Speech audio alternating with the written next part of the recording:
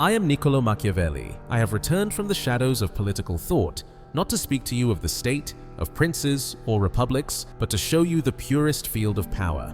Desire. Not desire as poets or lovers understand it, but desire as strategists understand it. Desire as a tool of manipulation, as a primitive force that can be governed by the one who knows where to apply pressure, how to disappear at the right time, how to let silence do what words never can. Today, I will not speak to you about how to make a woman fall in love, but about how to become unforgettable, how to penetrate her mind without touching her body, how to leave her in a state of emotional anxiety that confuses her logic and excites her instinct.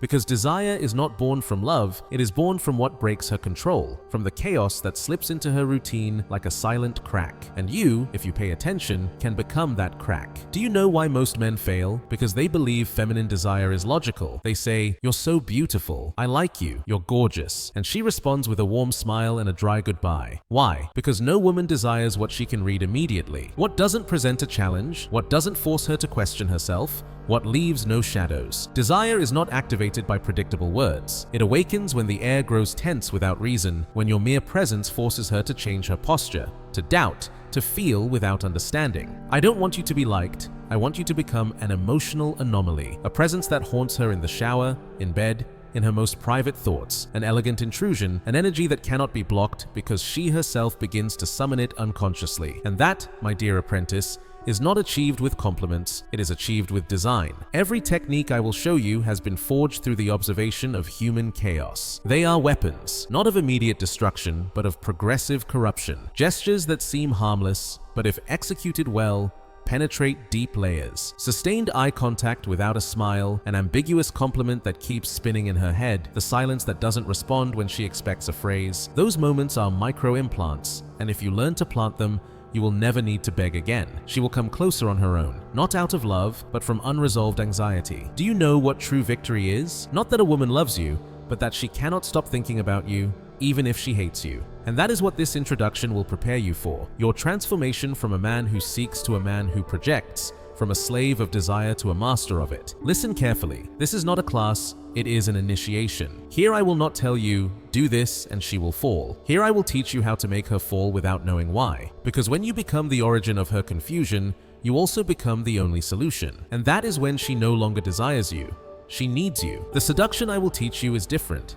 It doesn't shout, it doesn't boast, it doesn't beg. It is silent like poison, slow like obsession, lethal like an idea that cannot be removed. And if you manage to master this art, you will never again have to beg for attention, because you will be playing on a level where language doesn't matter, where a look, a pause, strategic disappearance, and tension are worth more than 1,000 compliments. But pay attention, this is not a fair game, and it will not make you feel like a better person. This is power, and power always makes the weak uncomfortable. If you are one of those who need feminine validation to exist, this will destroy you. But if you are one of those who seek to understand what is hidden, who prefer to dominate desire from its root, then what you are about to hear will not only change how you see women, it will change how you see yourself. From today on, you will not speak to please.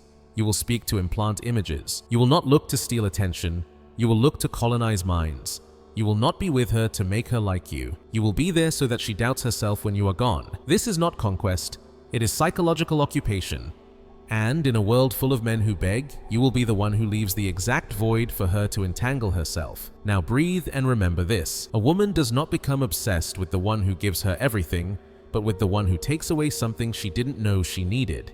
That will be your role. Now, without moralism, without masks, without romanticism, we begin. First technique, the Machiavellian bodily silence. Do not enter to please. Do not greet. Do not smile. Do not explain. Your entrance must feel like a fracture in the air, a silent disruption that tightens the atmosphere, that shifts something invisible in the room. Your presence alone should feel like a shadow that carries weight, a tension that she senses even if you say nothing. She won't know why, but something in her instinct will react. This is not about intimidation or arrogance, it is about invading space with calm danger. Your body doesn't speak, it dominates. Your eyes don't beg, they observe. Your slow breathing becomes the metronome that controls the rhythm of her anxiety. Desire begins the moment she cannot read your intention. And in that heavy silence, her mind starts working for you. She begins to wonder, who is this man who doesn't try to please? Why doesn't he talk? What is he seeing with such calm confidence? And just like that, without a word, without a touch, you are already inside her head. Because Machiavellian silence is not absence. It is pure, concentrated presence, a presence that unsettles and excites at the same time. Second technique, the gaze that doesn't seek approval. Most men look at women like boys searching for affection. But you are not one of them. You look like a strategist studying the battlefield, like a lion who has already chosen his prey but has no need to rush. When you look at her, do it without need, without haste, without insecurity. Your gaze must carry the weight of a man who has already won, who observes not because he must, but because he can. She will feel the difference instantly, because a gaze without hunger is dangerous. Not because it is cold, but because it asks for nothing. That kind of gaze leaves a mark, an invisible imprint she will remember even when she closes her eyes. Third technique, mastery of space without invasion. Do not touch, do not crowd her, do not advance clumsily. Just get close enough for her body's radar to awaken. Stand at a distance where she can smell you without meaning to, where her skin can feel you without contact, where her breathing changes on its own. The human body has an instinctive alert system, and when you enter that zone calmly, rhythmically, without a single word, she knows something is happening. And here's the power of this technique. You don't do anything obvious. You simply exist, but you exist with precision. You're close enough for her body to prepare for what might happen, and that expectation is what triggers raw desire. Desire is not born in the touch itself, it's born in the space between almost and not yet. Fourth technique, the use of slow time. You do not live at the same speed as others. Your rhythm is the rhythm of a predator who waits. You do not rush your speech. You do not hurry your movements. You do not respond with urgency. And in that intentional slowness, she begins to lose time. You desynchronize her world. While everyone else talks too fast, laughs too loud, touches without thinking, you remain still, deliberate, slow, as if time itself bends around you. And that is deeply erotic, because in slowness there is control, and in control there is desire. Fifth technique, the emotional pause. In the middle of a conversation, when she throws a provocative line, you do not react, you pause. 4, 5, 6 seconds. The silence grows tense. Your eyes stay fixed, calm, unwavering. She waits for a reaction, a word, a smile, anything. You give her nothing. And in that silence, her mind starts burning. Did I say something wrong? Did I offend him? Why isn't he reacting? While she spins in her own thoughts, you become an enigma, a mystery she needs to solve. And remember, desire is born not from clarity, but from doubt. In that moment, you've already become her favorite question. Sixth technique, the whisper that never happens. Do not speak. Move closer, slowly, deliberately, until your lips almost reach her ear. Close enough for her to feel your breath. Close enough for her skin to rise in tiny waves. Close enough for her to hold her breath, waiting. And then, say nothing. Just stay there. Let your silence vibrate against her neck. Let your absence of words become a storm in her mind. She expected a phrase. You gave her a void, and that void will now be filled by her imagination. Because what the mind can't finish, it repeats endlessly. Seventh technique, intentional breathing. When you're near her, breathe slowly, deeply, rhythmically, not in a way that looks controlled, but like a man who lives in calm, like someone who owns his body. If you can make her unconsciously match your rhythm, you're already inside. Because her body is now following yours, and that, without her realizing it, is a primitive act of submission. Breath is the oldest language of power, and when she inhales to your tempo, she's already surrendered more than she knows. Eighth technique, the double-edged compliment. Do not tell her she's beautiful. Tell her there's something in her energy that disturbs the room. Tell her her silence says more than her words, that her presence interrupts the air itself. You're not complimenting her looks, you're recognizing her impact. But say it with a tone she can't read, one that leaves her wondering if you meant it as admiration or as warning. And what can't be understood gets replayed, and what's replayed too many times becomes desire. Ninth technique, visual invasion. Through reflection. Do not look at her directly. Look at her through reflection. A mirror, a window, a glowing screen. Let her feel that she's being watched without understanding how. Her body will react before her logic does. When a woman feels seen without being directly looked at, her instinct wakes up. She goes on alert, but she doesn't run. Because something inside her feels exposed, and that exposure excites her more than she will ever admit. Desire doesn't live in the gaze itself, it lives in the awareness of being seen. 10th technique, the voice without romantic intention. Speak with a deep, calm voice, but not to seduce. Do it while asking for water, while saying something meaningless, while existing in your own rhythm. Your voice shouldn't sound like a tool, it should sound like your essence, and if you can make her body react to the way you say, "Excuse me," then you are no longer just a man. You've become a frequency, a sound that repeats in her mind, a vibration that awakens her body without her permission. Because seduction isn't about speaking to her ears, it's about speaking to her nervous system. 11th technique, the insignificant gesture charged with intention. She's speaking, and you're silent.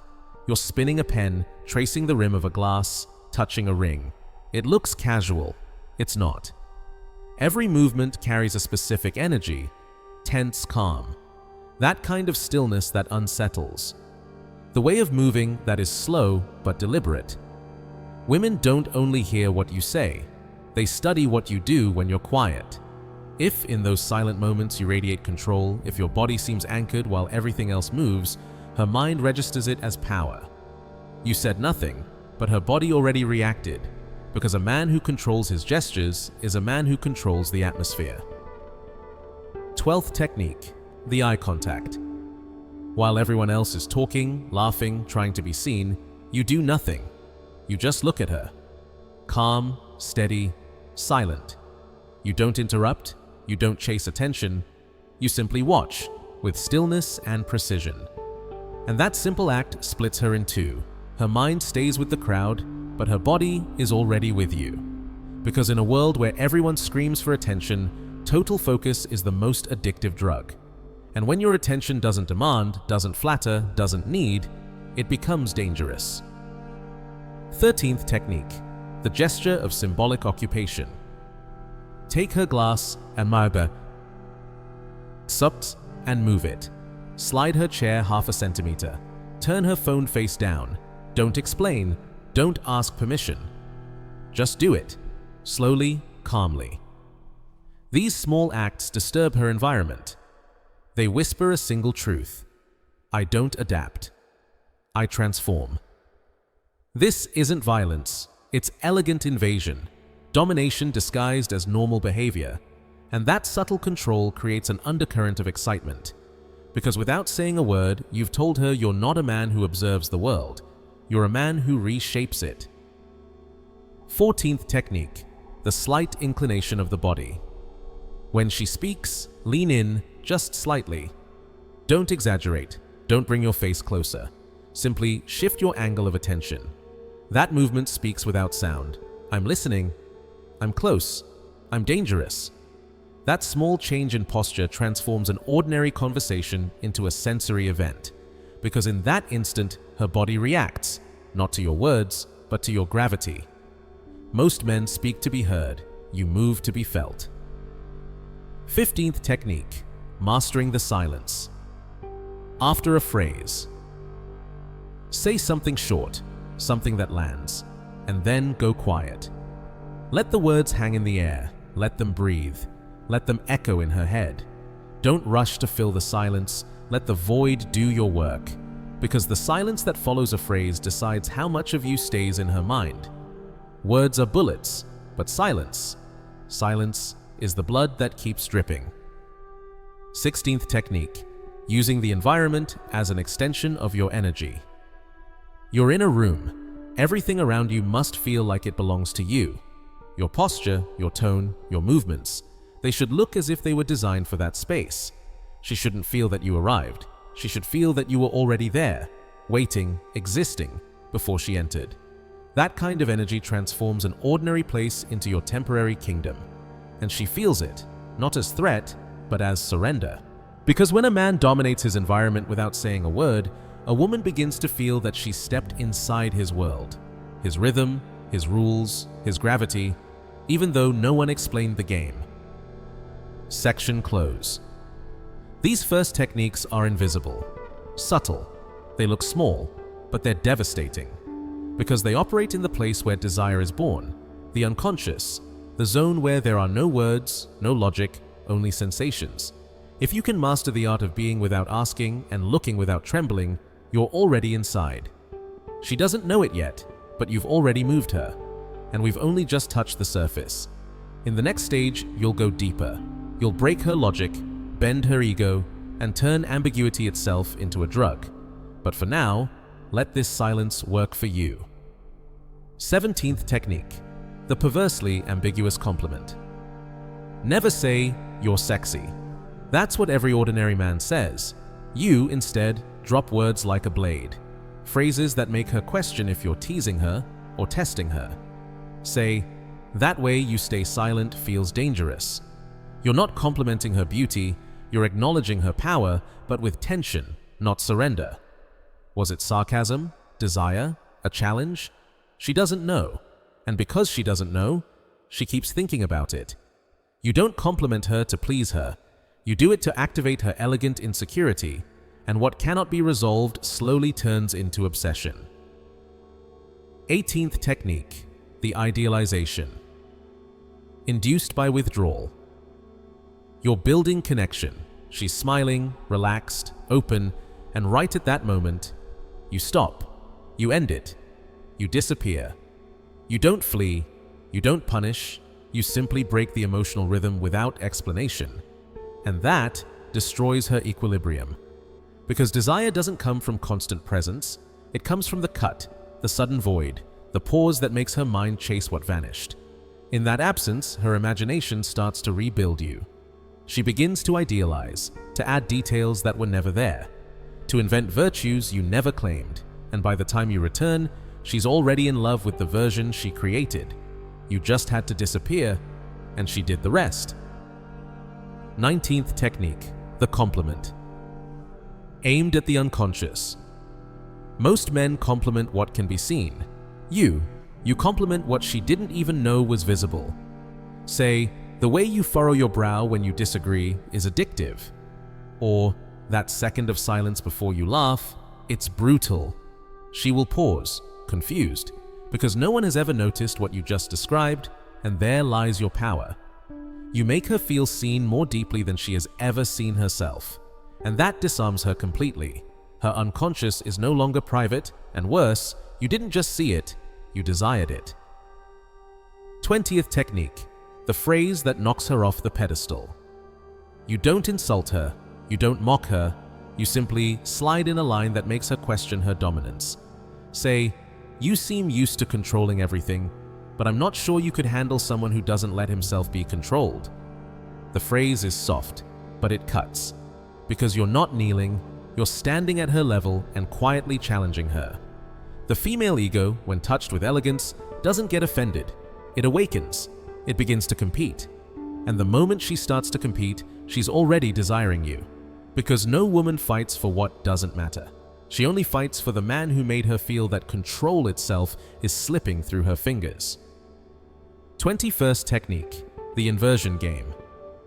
She says something to impress you, to be validated, to be seen. And instead of giving her what she expects, you don't praise, you don't ask, you just raise an eyebrow and stay silent. That single gesture breaks the script. Her ego stumbles, her confidence trembles. You make her question what she thought was valuable about herself, and you do it without a single attack. This is the art of the inverted mirror. You reflect her energy back to her, but upside down. And while her mind scrambles to make sense of it, she's no longer thinking about herself. She's thinking about you, because confusion, when wrapped in calmness, creates fascination. 22nd technique, the unexpected attention. In the middle of a light, empty conversation, you drop something real, raw, undeniably human. You say, "You have a certain look when you feel you're losing control. It's subtle but intense. It happens to you often." She freezes. She doesn't know how to react, because that isn't flirting, it's emotional dissection. You've just seen something she hides from herself. And when someone sees her without her masks, she stops being the superior one. She becomes human, vulnerable. And the desire that follows vulnerability is always the most dangerous kind. Because attraction doesn't grow in comfort, it grows in exposure. And when she feels emotionally naked, she starts craving the man who saw her that way. 23rd technique, non-response as a weapon. She sends a long message. She opens up, confides, reaches for connection. And you don't respond immediately. You don't ignore her with cruelty. You simply don't give her the instant reward. And that alone shatters her rhythm. She's used to being answered, to being validated, to feeling important. But you make her wait. You make her wonder. You make her reconstruct the moment in her head. And during that reconstruction, she invests. And once a woman invests emotionally, she's caught, because she can't walk away without losing part of herself in the process. Every unanswered message is a mirror, and in that mirror, she sees her own need. 24th technique, the withdrawn compliment. One day you tell her, "You're different. There's something about you that doesn't fit with the rest." She smiles. She feels chosen, special. Days later, when she comes back seeking that same glow, you take it away. You say calmly, "I thought you were something else." But it's fine. You don't raise your voice, you don't argue, you just pull the pedestal from under her feet and walk away. That moment fractures her quietly because you gave her a taste of elevation, then returned her to ground level without warning. And now she's not angry, she's haunted. Because a woman can ignore an insult, but she can never ignore the loss of status. You didn't reject her, you demoted her, and that is far more intoxicating. 25th technique, mystery as a mirror of her insecurity. She tries to get closer, asks questions, seeks clues, hunts for details about you. And you? You give her nothing but a faint smile, a shift of topic, an effortless escape. The more she tries to decode you, the less she understands. And every failed attempt reflects her own need for control. Her ego suffers, her mind rebels, but her body begins to react, because the very thing she can't define is what her instincts start craving. Mystery is not absence, it's encrypted presence. And you are now the unsolved equation her ego cannot let go of. Her logic will resist you, but her biology will keep coming back. Because in the female psyche, the man she can't explain is always the man she can't forget. 26th technique, strategic indifference toward her beauty. She walks in, perfectly composed, dressed to conquer. Every detail on her is designed to provoke a reaction. And yet, you give her none. You don't say, "You look beautiful." You don't whisper, "I love your dress." You just look for a brief moment and change the subject. In her world, every man reacts. Every glance, every compliment feeds her illusion of control. But you are silence, and that silence is louder than praise. Because when her greatest weapon, her beauty, fails to move you, she doesn't feel rejected. She feels challenged. Something inside her panics. Her instinct screams, "Why isn't it working?" And instead of withdrawing, she intensifies. She adjusts her posture, her tone, her energy, trying to win the validation you never offered. Without realizing it, she's no longer showing off. She's competing for your attention. And that's the moment the dynamic flips. She's no longer the prize, she's the performer. And you, through silence alone, have become the stage. 27th technique, the veiled comparison with an imaginary figure. In the middle of conversation, you drop a shadow. You say calmly, "I know someone with your same energy, but she's a bit more centered. I'm not sure you'd like her." You're not insulting, you're not complimenting, you're planting doubt. An imaginary rival now lives inside her mind, a woman she's never met but already hates. She doesn't know how to react. Does she speak badly of her? Prove she's better? Stay quiet? Whatever she chooses, she's already in your web.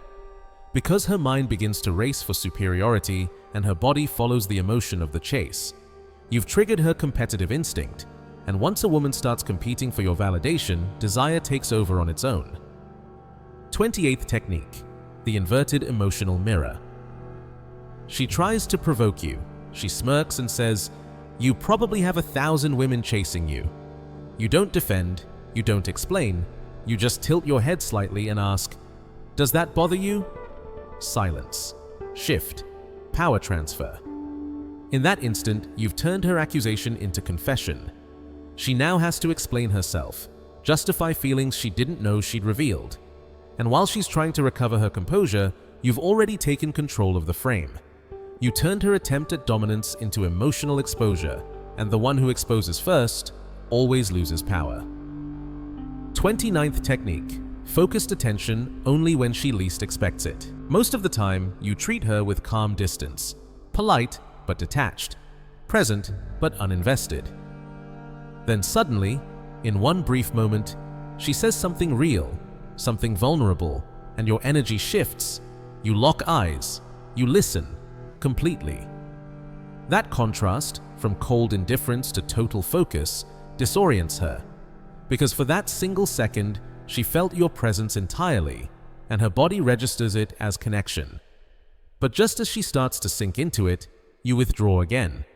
Now she's left chasing the ghost of that one moment, trying to recreate the intensity you removed, and that pursuit is not logical, it's biological, because her brain has already linked your attention to the reward of emotional depth. She'll crave it, like a drug she tasted once but can't find again. 30th technique, the question that makes her insecure without offending her. You say it softly, almost like curiosity. Do you always talk this much when you're nervous? Or does it happen often that you need to control the conversation? You're not mocking, you're not accusing, you're diagnosing, quietly. And in that softness lies the power. Because these questions don't just reach her ears, they reach her ego. They make her turn inward, forcing her to confront herself. And if you say them in public, the effect doubles, because the pressure of the eyes around her magnifies the crack in her confidence. That tiny wound opens the emotional door. And now, without force, you can walk right in. 31st technique, the compliment that sounds like contempt. You say softly, "You're very smart, too smart for this kind of conversation." And then you move on. No smile, no explanation. Was it criticism, sarcasm, or something else entirely? She doesn't know, and the human mind cannot rest inside confusion. Now she's replaying your words in her head, analyzing tone, context, hidden meaning. Because the moment she starts thinking about you, you've already won half the game. Every minute she spends decoding your message is 1 minute deeper inside your orbit, and what begins as curiosity slowly transforms into desire. 32nd technique, the emotional climate shift.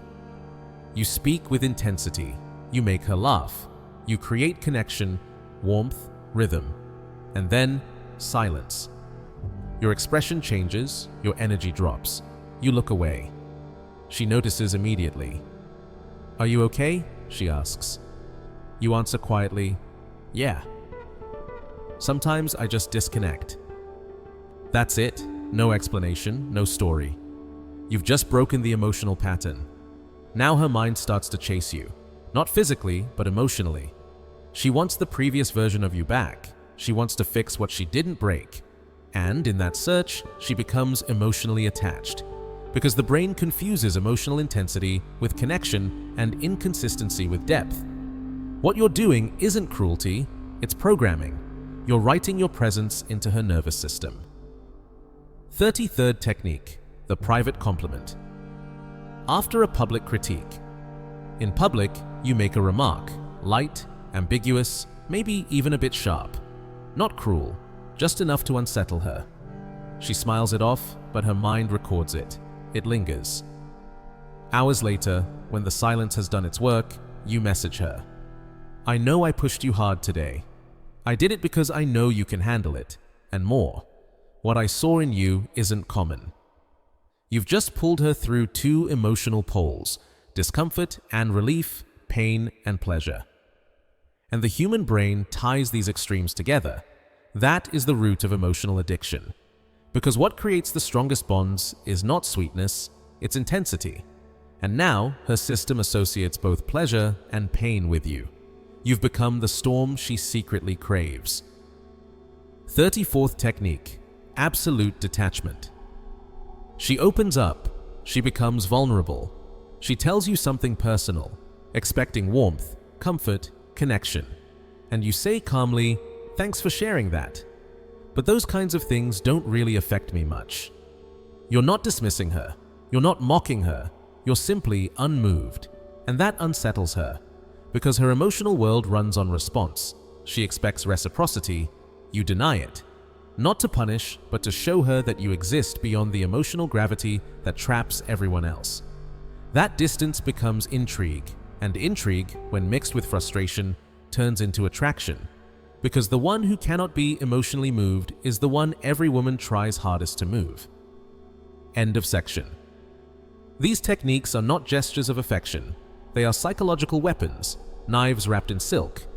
And if you know how to use them, you don't just create desire, you create dependency. Because what touches the ego precisely penetrates deeper than any sweet word. Female desire doesn't come from adoration, it comes from well-directed emotional chaos. And now, you are the architect of that chaos. In the next chapter, you'll learn how to install sexual fantasies without mentioning sex, how to make her want to test you just to prove to herself that she doesn't desire you, how to become her favorite forbidden experience, how to enter her body through her mind. But for now, let this silence do the rest. 35th technique, sensory anchoring with a single phrase. Don't fill the space with words, don't flood her with compliments. Say one phrase, a phrase that sticks to her skin, something like, "Your energy smells like a storm before the rain." It makes no logical sense. It's not a compliment, it's a trigger, a sensory image, a limbic imprint. Every time she smells rain, she'll think of you. Every time she feels electricity in the air, she'll remember your voice. And even when you're gone, you'll live in her body, as sensation, as memory, as presence.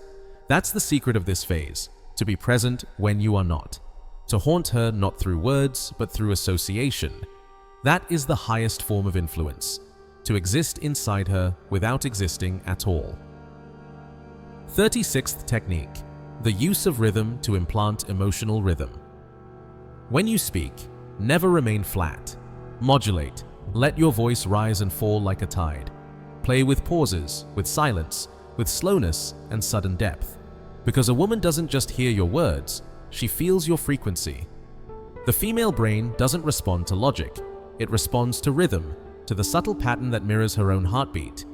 If you can shape an emotional curve with your tone, she won't remember your sentences, she'll remember your sensation.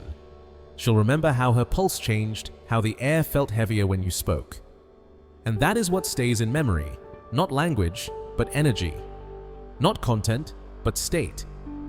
Because what the body feels, the mind keeps repeating.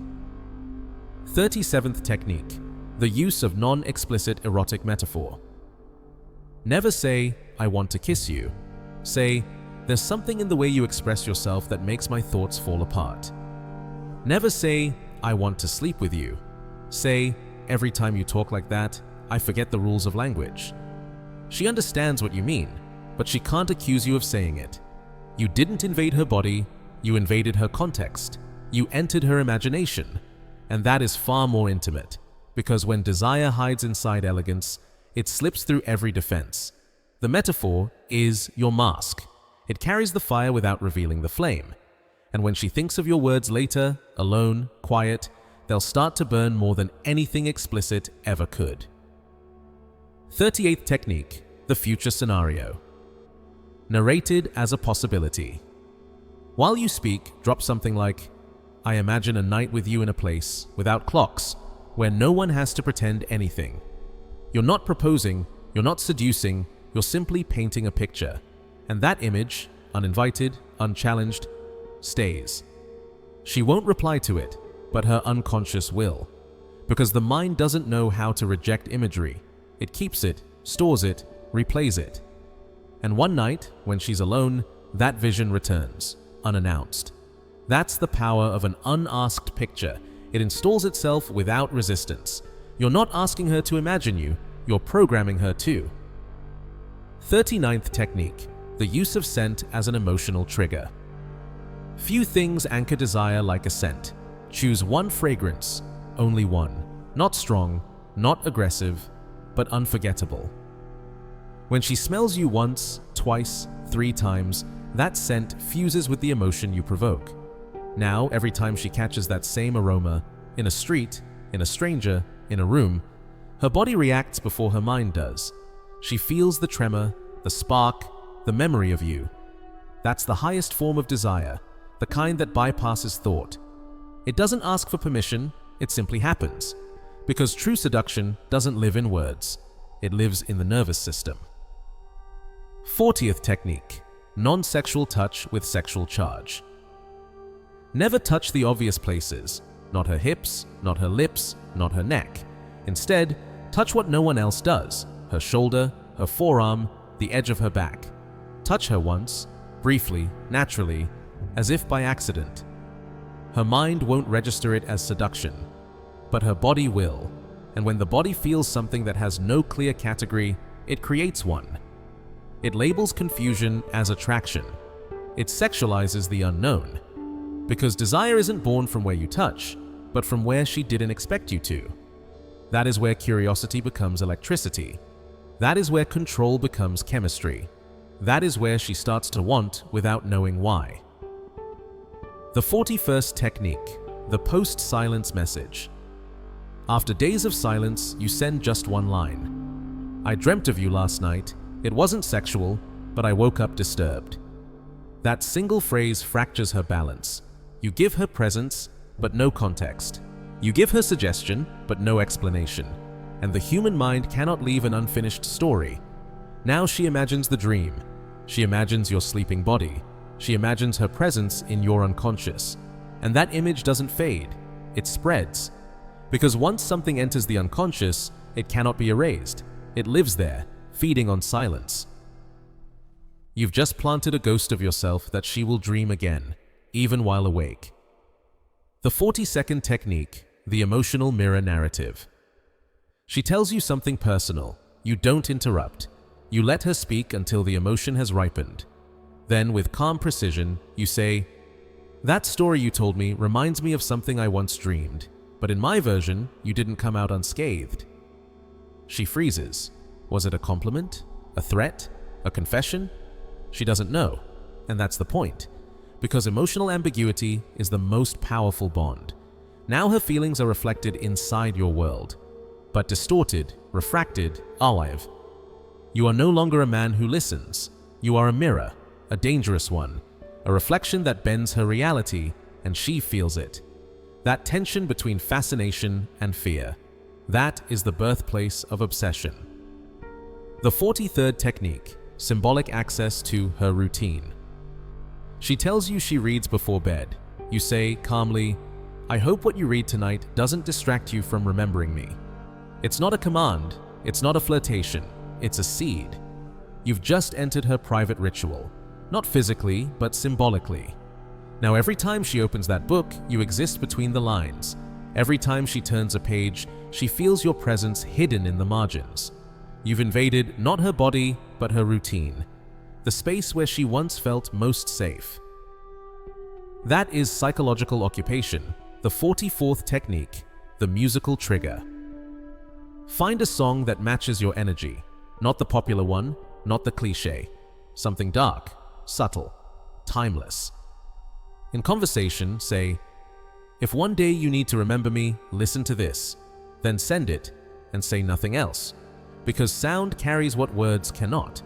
Every time that melody plays, her body will react, her muscles will tighten, her breath will change, and she won't understand why. Because you are no longer a person, you're a frequency, a vibration that lives inside her nervous system. You've become a memory that cannot be silenced. The 45th technique, the musical trigger. Find a song that mirrors your energy. Not the obvious one, not the one everyone loves, but something rare, something that carries the same weight as your silence, a melody that feels haunted, unresolved, timeless. In a conversation, say it softly. If one day you need to remember me, listen to this. Then send it. Say nothing else. You've just planted sound inside her emotional memory. Because music is not heard, it's felt. It bypasses logic and slips straight into the nervous system. It doesn't need permission to enter. Every time that song plays, in a cafe, in a car, in a random moment, her body will respond before her mind remembers why.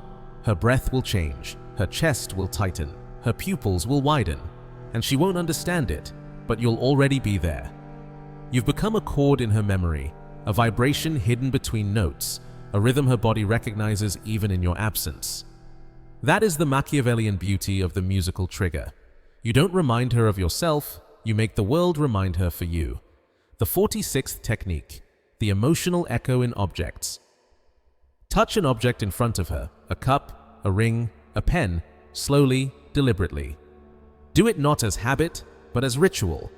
Then say quietly, I like how this would look in your hands, even though you haven't touched it yet. You've just given her symbolic ownership.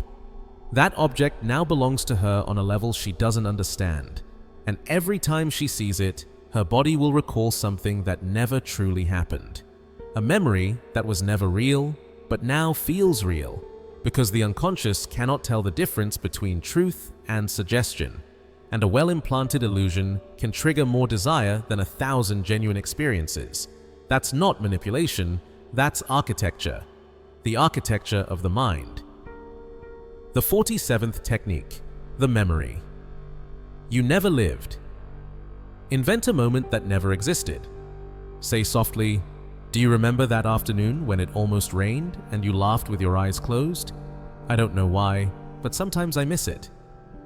She knows it never happened, but her brain doesn't, because emotion doesn't need evidence, only imagination.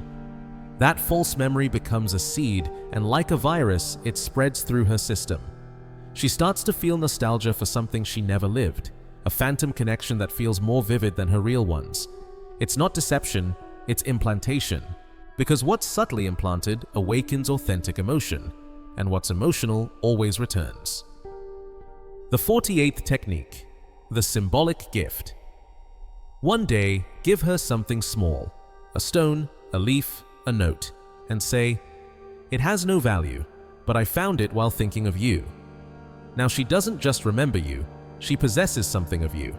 If she keeps it, even out of politeness, the object becomes charged, a container of your energy. Every time she sees it, she'll feel it, not the object, but you, compressed into form. You've become an invisible frequency stored in matter. The 49th technique, the silence. Amid desire. You're close, too close. Her breath touches yours. The tension peaks. She leans in, ready. And you stop. You look into her eyes. You smile. And whisper, not yet. You become the pause, the restraint, the delay that fuels imagination.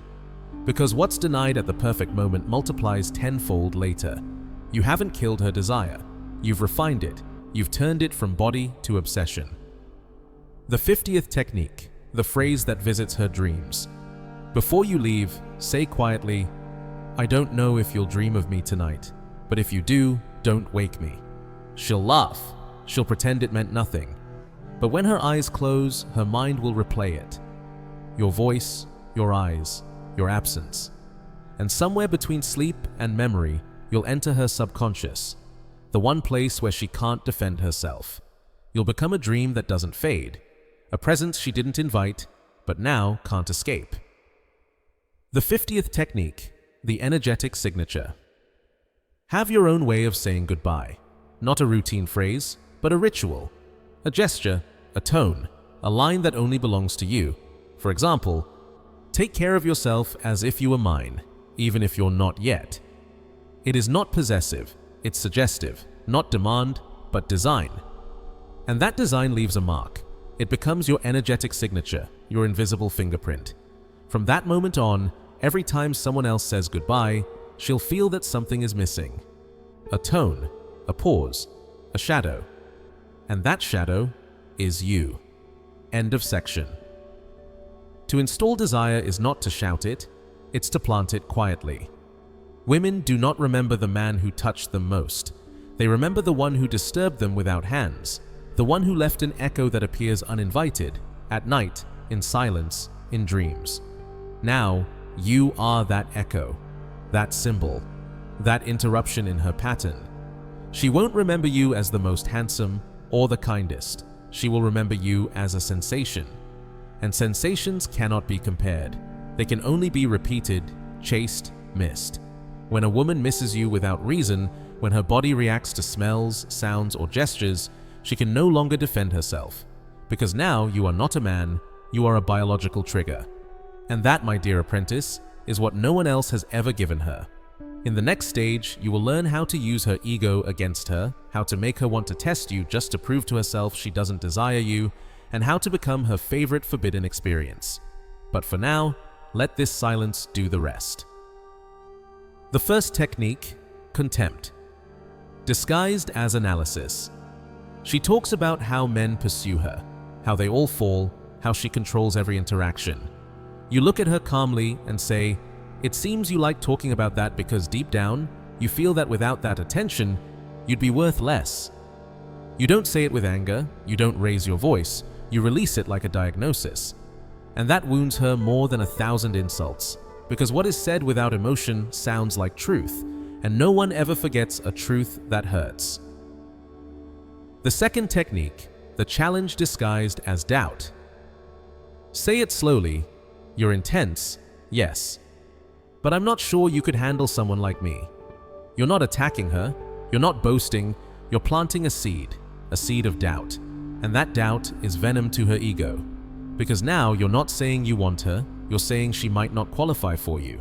And that doesn't repel her, it awakens her, it flips her instinct. Now she doesn't want you for validation, she wants you for victory. And once a woman needs to prove herself to you, you're no longer the target, you're the test. The third technique, the inversion of sexual impulse. She flirts, she teases, she provokes, and instead of falling into it, you answer with irony. Your mind is much more interesting than your body. You didn't reject her, you simply rewrote the rules. And for women used to controlling through sexuality, that's a symbolic defeat, the loss of their strongest weapon. In that moment, the battlefield changes. She no longer feels dominant, she feels curious, and curiosity, when mixed with desire, becomes obsession. Because in that silence, in that calm reversal, you've done something no one else ever did. You didn't react. And what doesn't react, rules. The 51st technique, the compliment that sounds like a warning. Say it softly, almost as if it were praise. "I like the way you take control, though I'm not sure you'd know what to do if someone didn't give it to you."